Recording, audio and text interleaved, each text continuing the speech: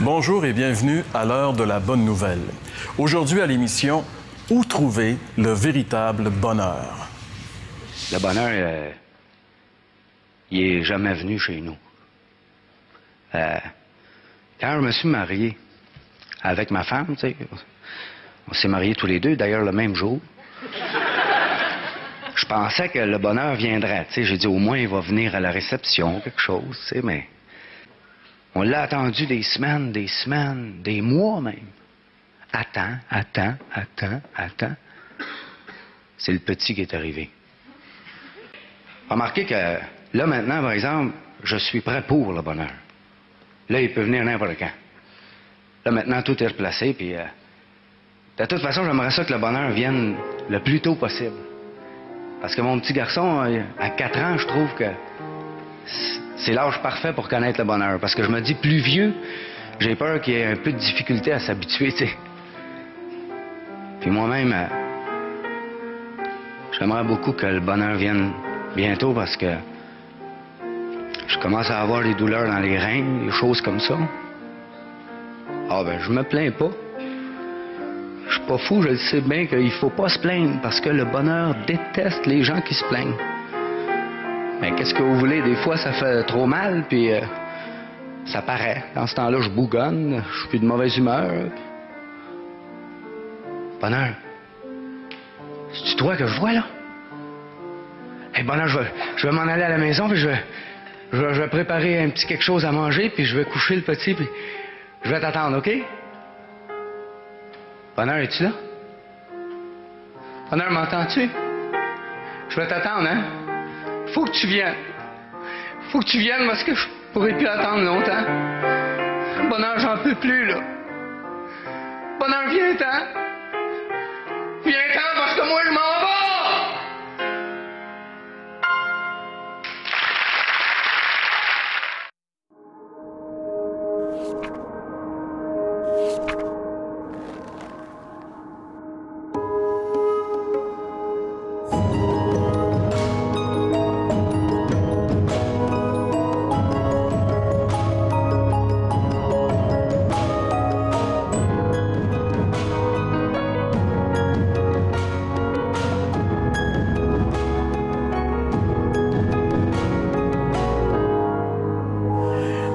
Pas juste Yvon Deschamps, je pense que tout le monde est à la recherche de ce bon vieux bonheur. C'est quoi le véritable bonheur? Eh bien, c'est le thème de notre émission aujourd'hui. Et pour développer ce sujet si important, on en parle avec François. Bonjour François. Bonjour Jean-Pierre. Ainsi que Jeff. Salut Jeff. Messieurs. Alors, on parle de bonheur. Ça vous met de bonne humeur, j'espère, parler de bonheur? Oui, le bonheur, c'est un beau sujet. Oui. Alors Jeff, pour toi, le bonheur, c'est quoi? Ma définition du bonheur, pour moi, c'est soit une espérance qui trompe pas, une espérance restaurée. Ça, pour moi, c'est le bonheur. OK. Tu peux-tu nous donner un petit peu plus d'explications? Mais dans le sens que, vu que les choses dans lesquelles qui nous amènent des petits bonheurs passent, hein, ça ne dure pas toujours, est-ce que je peux être sûr qu'il va y avoir un bonheur éternel, en d'autres mots? Y a-t-il quelque chose de sûr ou bien j'ai juste ça, là, ce qui se passe en ce moment? Donc, je suis sûr. OK. François? Qu'est-ce que c'est le bonheur? Qu'est-ce que c'est le bonheur pour toi? David, dans un psaume, après avoir fait gaffe, après avoir gravement péché, il dit « Heureux celui à qui la transgression est remise, à qui le péché est pardonné. » Et pour moi, le bonheur, c'est de se savoir réconcilier avec Dieu, d'être en paix pour les choses les plus essentielles de la vie, plutôt que des petites choses qui passent puis qui partent. Donc, le bonheur, si je me fie à la décision que vous me donnez... Et toi, Jean-Pierre, pour ça? Oui, c'est ça. Ça peut être intéressant. T'es-tu heureux? Ça vous... oui, d'être avec nous autres. Hein? Oui, c'est ça. Non, mais mon bonheur se situe ailleurs. Mon bonheur se situe à peu près au même endroit. Avec nous autres? Au même... Ça, c'est les petites choses dont tu parlais. Là, oui, c'est ça. Okay. Si mon bonheur était juste d'être avec vous, je serais malheureux longtemps parce que là, les gens, ils pensent qu'on est toujours ensemble, mais je veux dire, on est juste là ensemble quand on produit des émissions. Mais il y a quelqu'un qui est avec moi, qui est toujours avec moi. et qui ne m'abandonne jamais. Et lui me donne le bonheur. Je l'ai découvert il y a presque 40 ans. En fait, il y a 40 ans. Ouais. Oui. Et puis, depuis ce jour-là, je peux dire que je suis heureux. Je te dis pas que ma vie n'a pas de haut et de bas et de difficultés. C'est la vie que les gens vivent. C'est normal. Par contre, dans cette vie-là, dans ces difficultés, je sais que je ne suis jamais seul. Et ça, pour moi, c'est le bonheur total. Ouais.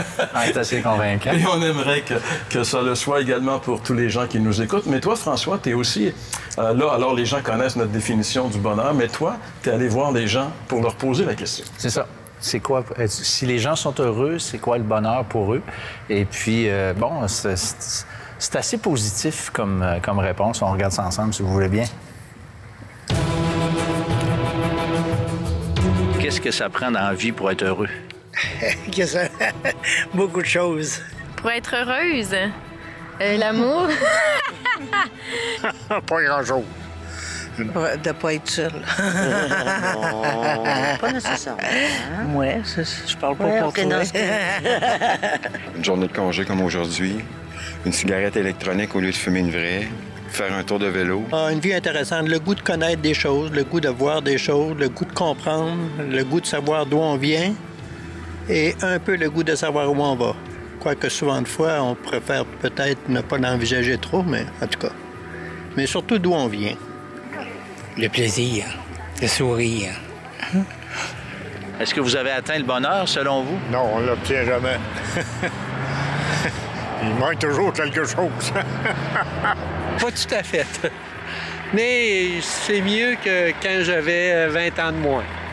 OK. Plus patient, plus tolérant. Ça aide beaucoup. Hein. Mais on est toujours à la recherche du bonheur, cher monsieur. Quelqu'un qui l'a atteint, je le crois pas. C'est impossible. Mais la moindre petite chose peut nous rendre heureux. Exemple, comme moi, j'ai eu un cancer, maintenant je l'ai plus. Ça me rend heureux depuis l'avoir. J'ai fait des efforts pour aussi. Alors, on en profite pour saluer les gens qui collaborent avec nous pour répondre à ces questions. C'est intéressant. D'ailleurs, dans les réponses qu'on vient d'avoir, il y a quand même une belle variété. Puis on voit aussi que le bonheur dépend aussi de l'âge qu'on a. Hein? Oui. Les préoccupations ne sont pas les mêmes. Ouais. J'aime ça à dire, quand tu es jeune, tu as la vie devant toi. Quand tu es plus vieux, tu as la mort devant toi. C'est peut-être un petit peu ce que le monsieur disait. Oui, c'est intéressant, ça. Hein? Lui, si ça pouvait ajouter un peu à son bonheur de savoir d'abord d'où il vient. Et puis aussi, pour ça, ben, je m'en vais où? Là? Y a-t-il quelque chose après? C'était spécial. Tandis que, comme tu remarquais, hein, la jeune c'est un beau petit couple en amour. Ils ont toute la vie d'un autres. Mais tout ça, c'est quand même comme un verre d'eau dans le désert ou des oasis dans le chemin, là, tu sais. Parce que on sait que c'est pas pour rien qu'on prend des photos, on essaie de capturer les bons moments, hein, pour les retenir, parce qu'ils s'envolent, ils s'évaporent. Puis il semble-t-il que la mémoire a une faculté qui fait qu'elle enlève les mauvaises choses et garde juste les bonnes. Ah ouais? Ça, des fois, on se rappelle du bon temps, on se rappelle du temps passé, puis on dit c'était le fun. Parce que, je veux dire, les mauvais moments ont été comme éliminés. Et plus atténués, oui. Oui. Il y a un monsieur qui est intéressant, tu sais, qui disait le bonheur, finalement, on ne l'a jamais dans ce monde-là. Ouais. Tu sais, on ne peut pas l'atteindre. Pourquoi, justement, est-ce que le bonheur nous semble toujours comme une espèce de mirage qui disparaît? On en parle au retour. Vous avez des questions ou des commentaires sur ce que vous venez d'entendre? Contactez-nous par téléphone ou réagissez sur les médias sociaux.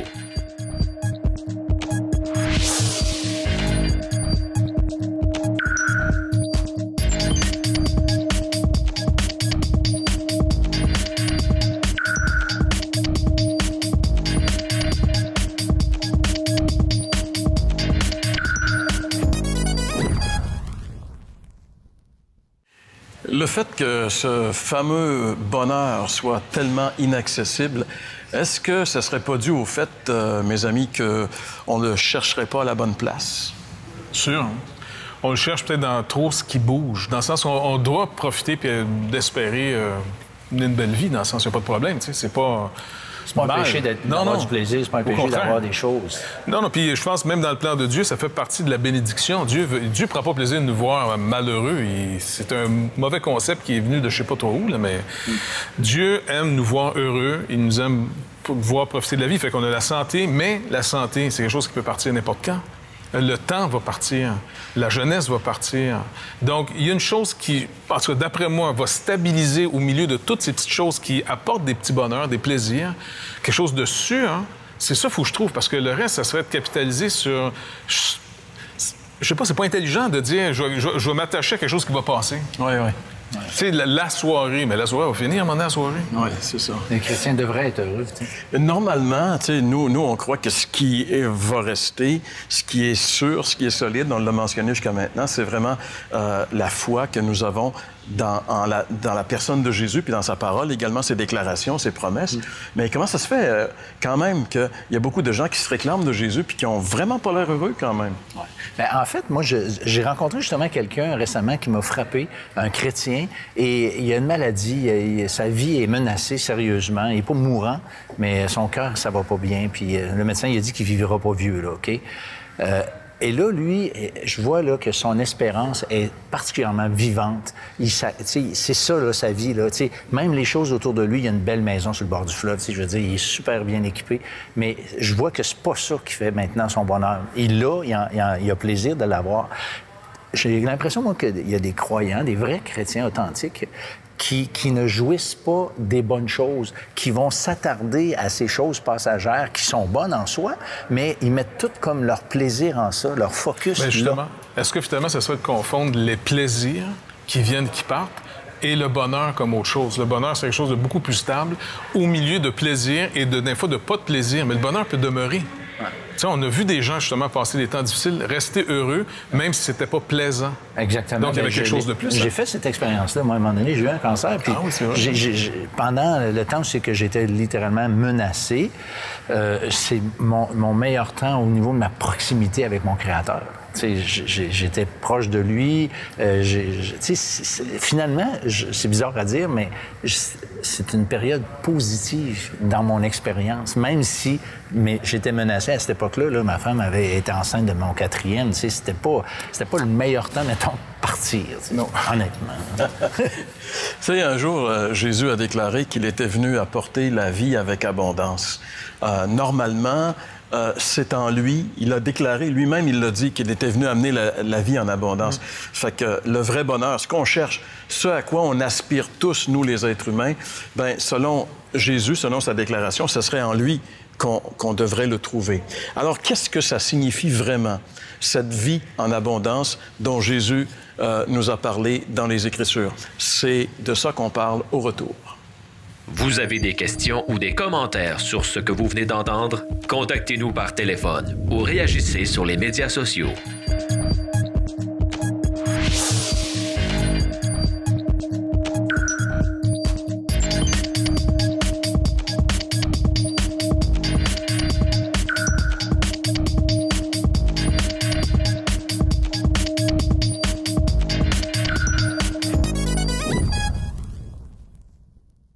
La série complète sera disponible sur DVD dès la fin de la saison. Pour commander, écrivez-nous à l'heure de la bonne nouvelle, casier postal 26006, Trois-Rivières, Québec, G8Y7N1. Vous pouvez également le faire par courrier électronique à info@hbn.ca. Eh bien, pour illustrer cette vérité que Jésus est véritablement la source du vrai bonheur, on a pensé partager avec vous cet événement que nous rapporte l'Évangile de Luc, chapitre 6, les versets 36 à 50, où Jésus est invité à un repas. C'est un pharisien qui s'appelle Simon, qui invite Jésus à prendre un repas chez lui. On ne connaît pas la raison pour laquelle il l'invite. En général, les pharisiens et Jésus, ça marche pas très bien. En tout cas, dans l'Évangile de Luc, la situation, le torchon brûle de plus en plus jusqu'à ce qu'il soit rendu au bout. Et ici, on ne sait pas jusqu'à quel point les intentions de cet homme-là étaient bonnes pour faire venir Jésus. Mais quoi qu'il en soit, Jésus se rend chez lui pour ce repas-là. Et ce qui est intéressant, c'est qu'il y a une personne, une femme de mauvaise vie, nous dit les Écritures, qui s'est infiltrée dans la salle où se déroule le repas parce qu'elle savait que Jésus était là et elle voulait le voir. Et quand elle rentre dans la salle, elle va se mettre aux pieds de Jésus et elle pleure. Elle est consciente qu'il y a quelque chose qui ne va pas chez elle. Elle pleure, elle mouille les pieds de Jésus, elle les essuie avec ses cheveux, puis elle verse du parfum sur les pieds de Jésus. Pendant qu'elle fait cela, Simon, le pharisien, lui, il est en train de juger cette femme et de juger Jésus. Il porte un jugement sur les deux. En réalité, il dit, en parlant de Jésus, s'il était vraiment un prophète, il saurait qui est cette femme qui est une pécheresse. Donc, pour lui qui a réussi sa vie, pour lui qui ça va bien dans sa vie, qui a une maison, qui peut inviter des gens à manger, ben pour lui, cette femme-là, regarde, c'est presque rien. En réalité, il la méprise. Et le Seigneur sait ce que pense Simon.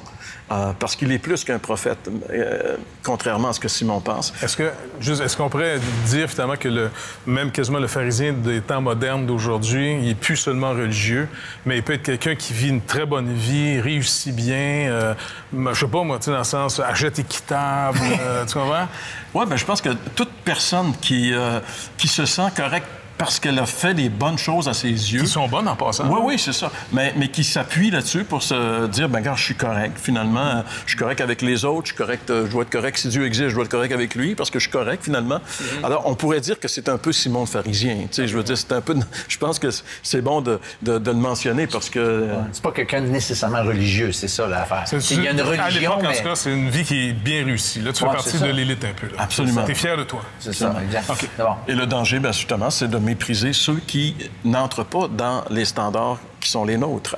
Et Jésus va lui dire, écoute, Simon, il va lui donner une histoire pour lui faire comprendre que lui aussi, même s'il pense qu'il est bien correct, il y a peut-être quelque chose qui ne marche pas avec lui, tu sais. Il va lui dire, mettons qu'il y a deux personnes qui ont des dettes.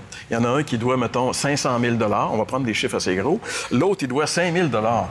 Puis les deux sont fauchés, ils sont pas capables de rembourser leurs dettes. Alors le créancier dit, écoutez, je vous remets vos dettes à vos deux. Et Jésus dit à Simon, il dit, lequel des deux tu penses qui va être le plus content, tu sais? La réponse est évidente. Et là, le Seigneur lui dit, à ce moment-là, regarde cette femme. Il dit, moi, je suis entré chez toi, puis tu m'as même pas lavé les pieds. Ce que tu, normalement, aurais dû faire, c'est la politesse. Mais elle les a mouillés de ses larmes. Tu m'as pas oint d'huile, ce qui aussi était dans la tradition de l'époque. Mais elle a versé du parfum sur mes pieds. Tu m'as pas embrassé parce qu'il y avait le baiser fraternel. Même encore en Europe, les gens s'embrassent. C'est pas tellement dans notre culture, mais en tout cas, c'était là-bas. Et elle n'a pas cessé d'embrasser mes pieds. Tu sais, alors... Et là, Jésus va lui dire, si elle fait ça, c'est parce que ses péchés ont été pardonnés. Elle aime beaucoup parce que ses péchés ont été pardonnés. C'est elle qui avait la grande dette. Puis lui, il semble pas savoir qu'il y a une dette, là. Fait que c'est ça, au fond, tout le principe de la vie du gars, plutôt que de l'éclairer sur son problème, ça l'a aveuglé. Absolument. Il est devenu plus aveugle de sa condition que la femme, au fond, dans sa situation de misère, elle était vraiment rendue consciente de la misère. La sienne, entre autres, là, puis... La religion... la réussite, granola ou religieuse, tu sais, n'importe laquelle, elle donne un sentiment d'être bon, d'être correct. Et même, comme Simon le pharisien, il va finir par juger ou condamner ceux qui n'ont pas réussi. Fait que, tu sais, ça, c'est le pattern classique. Elle, cette femme-là, est comme au bout du rouleau. Elle veut venir à Jésus. Elle vient, en fait, à Jésus telle qu'elle est, puis elle n'a plus d'espérance. Elle se voit comme étant fichue, vraiment fichue. Donc là, le Seigneur devient, en ce que Jésus de Nazareth de l'époque, là, qui annonce le royaume de Dieu, qui annonce le pardon de Dieu, au fond, c'est ce qu'il vient annoncer. Et lui, il est vraiment une bonne nouvelle pour elle. Mais pour Simon, c'est comme... les quelques fautes qui me restent simplement à réparer, parce que je suis tellement un succès, moi, là. Je suis un success story de la place. En tout cas, lui, il est comme indépendant. Oui, c'est ça. Puis elle est très dépendante. Elle est méprisée par tout le monde, elle est rejetée. Et là, le Seigneur va lui dire, et ça, c'est merveilleux dans le texte, le Seigneur va lui dire à elle, il va lui dire, tes péchés sont pardonnés. Elle entend de la bouche de Jésus, tes péchés sont pardonnés. Et il va lui dire, ta foi t'a sauvé, va en paix. C'est incroyable. Et ces paroles-là sont tellement incroyables que les gens qui sont là vont s'offusquer. C'est qui, lui, pour pardonner les péchés? C'est qui, lui? Elle sait qui c'est. C'est pour ça qu'elle avait ces gestes d'amour envers Jésus, parce qu'elle savait qui était Jésus. Donc, son espoir à cette femme-là, non seulement dans cette vie, mais surtout dans celle qui vient, est restauré. Absolument. Elle vient de s'ancrer dans un lieu sûr, peu importe la condition même dans laquelle elle a été trouvée. C'est beau, c'est encourageant. Elle, ça finit bien. Pour le pharisien, je trouve que c'est poche. Mais pour cette femme-là, c'est tout le changement. Mais là, on voit la grâce de Dieu aussi. Hein? Le Seigneur a ouvert les yeux de cette femme sur qui il était. C'est ça qui est merveilleux. Et notre but dans l'émission, on veut présenter l'Évangile de la grâce. On aimerait tellement que vos yeux s'ouvrent sur le seul qui peut vraiment vous assurer le véritable bonheur. Et il peut le faire. On peut vous en témoigner, on vous en a parlé un petit peu aujourd'hui, mais si vous demeurez avec nous dans un petit instant, vous allez entendre le témoignage de quelqu'un qui toute sa vie a cherché le bonheur et finalement, il l'a trouvé. On m'a raconté l'histoire quand j'étais jeune, qu'un de mes oncles m'avait demandé « Simon, qu'est-ce que tu veux faire plus tard? » Et je lui avais répondu « Je veux être heureux. » C'est spécial parce que ça décrit pas mal toute ma vie. La recherche du bonheur, la recherche de la joie, vouloir être heureux. Moi, j'ai une famille super joviale où est-ce qu'il y avait des fêtes de famille, où est-ce qu'il y avait beaucoup de plaisir à la maison. Et on a trouvé du plaisir dans les voyages, on a trouvé du plaisir dans la famille, on a trouvé du plaisir dans toutes sortes de trucs. Donc, j'ai été élevé avec ça. Et également, il n'y avait pas beaucoup de restrictions. Donc, dans la tête d'un jeune garçon, où est-ce que la chose principale dans la vie, c'est d'avoir du plaisir, bien souvent, on cherche le plaisir pas nécessairement aux bonnes places. Donc, avant même l'âge de 12 ans, j'avais cherché mon plaisir dans des endroits où est-ce que ça me procurait de l'adrénaline. On chantait mon cœur battre. Donc, j'aimais à rentrer dans des maisons quand les gens n'étaient pas là, juste pas pour voler, pas pour mal faire, juste aller voir qu'est-ce que c'était pour sentir mon cœur battre, me sentir vivant. Quand mes parents n'étaient pas là, bien des fois, j'aimais aller dans leur bar pour prendre un peu d'alcool avec mes amis pour, encore une fois, aller chercher du plaisir. Chercher le plaisir. C'est pas mal ça, ma vie. À l'âge de 12 ans, avec mes amis, on va dans une arcade pour, encore une fois, la quête du plaisir ultime, puis on s'est fait offrir de l'acide. Une petite pilule jaune. Ça, c'était supposé nous faire découvrir un nouveau monde, puis où est-ce qu'on avait bien du plaisir. Et c'est exactement ce qui est arrivé. J'ai découvert la drogue et j'ai vraiment aimé ça. Mes amis étaient super importants pour moi. J'ai découvert très tôt que quand on est drôle, le monde nous aime. Quand on fait des niaiseries, le monde aime qu'on soit avec eux. Donc, peu importe ce qu'était la niaiserie, si on me mettait au défi, c'est sûr que je le faisais. J'aimais le plaisir sous tous ses angles. Mais il y a un problème, il y a un obstacle quand on est adolescent puis qu'on est à la quête du plaisir. Ça s'appelle l'école. Donc, j'ai eu une merveilleuse idée à l'âge de 15 ans. Je disais, hey, je vais lâcher l'école, comme ça, je vais pouvoir travailler, je vais pouvoir avoir une plus grande liberté, je vais pouvoir faire la fête 7 jours par semaine, j'aurai plus de compte à rendre à personne. Donc, à 15 ans, j'ai lâché l'école pour pouvoir faire la fête, pour pouvoir rentrer dans le monde adulte dans lequel je n'étais pas prêt du tout à rentrer. Donc, j'ai commencé à faire la fête, aller dans les bars 7 jours sur 7. J'ai commencé à avoir plusieurs blondes. J'ai commencé à évidemment, je continuais la drogue et j'ai commencé également à vouloir beaucoup d'adrénaline. Dans ma jeunesse, mon slogan, c'était « Goûter le danger, c'est vivre sa vie ».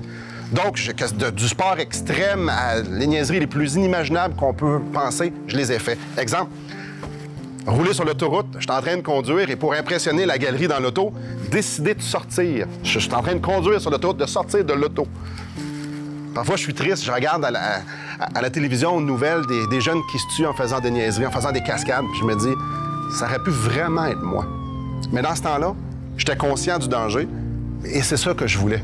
Je voulais me sentir en vie. À l'âge de 19 ans, mon frère m'appelle un bon matin, puis il me dit, Simon, j'ai donné ma vie à Jésus. Pour moi, c'était tellement ridicule. Voir comme si on a besoin de Jésus dans la vie. Voir comme si on a besoin de lire la Bible puis aller à l'Église. J'ai tellement ri de lui. Pourquoi? Pourquoi donner sa vie à quelqu'un qui a vécu il y a si longtemps? Un soir, pas longtemps après, il est venu avec un de ses amis à la maison. Puis, ce soir-là, ils ont commencé à me parler de Jésus. Le Jésus de la Bible, le Jésus que je riais il n'y a pas si longtemps avant cette soirée-là. Et son ami citait des versets de la Bible. Et un des versets qu'il a cité a vraiment touché mon cœur.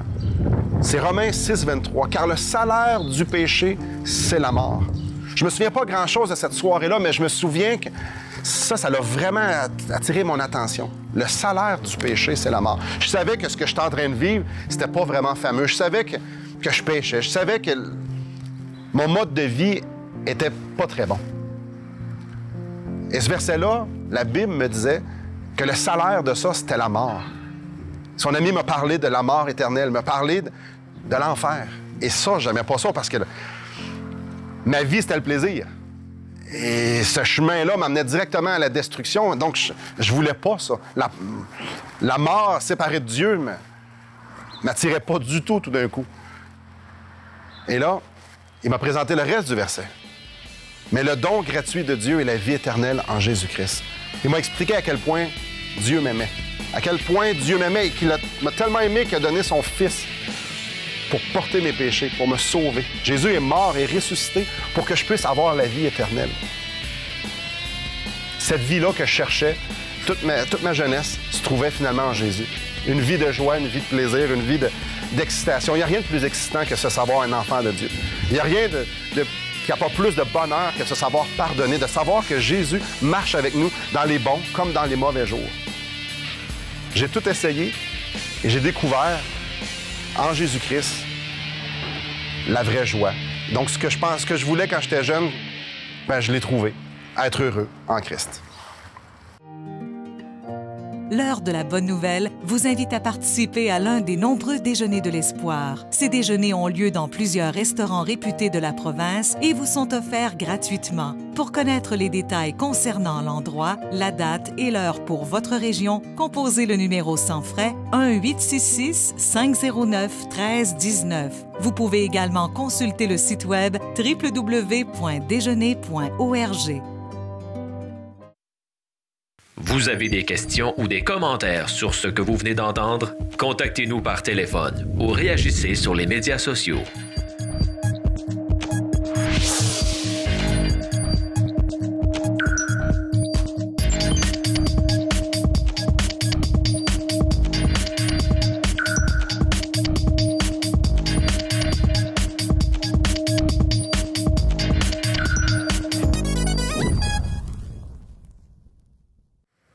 Si cette femme qu'on a vue dans le récit de l'Évangile a pu entendre Jésus lui dire « Va en paix, tes péchés sont pardonnés », c'est parce que Jésus allait bientôt aller à la croix lorsqu'il parlait à cette femme. Et qu'à la croix, Jésus a pris le châtiment, le jugement de Dieu qui devait être sur cette femme, qui devait être sur moi, qui devait être sur chacun d'entre nous, et qu'il a payé à notre place. Donc, ce qui nous reste maintenant à faire, c'est de se tourner vers ce Jésus, de venir à lui, de le recevoir comme Seigneur, comme Sauveur, puisqu'il a payé pour chacun d'entre nous.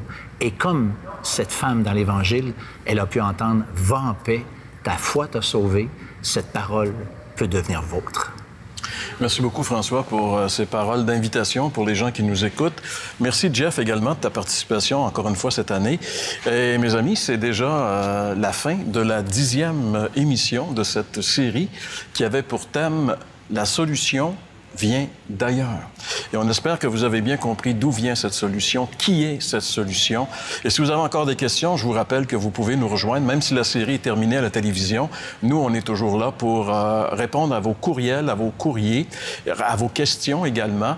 Et puis, on espère bien peut-être être de retour en 2016 avec une autre série de télévision afin de présenter ce merveilleux message qui présente cette merveilleuse personne du Fils de Dieu, le seul qui peut vraiment changer nos vies.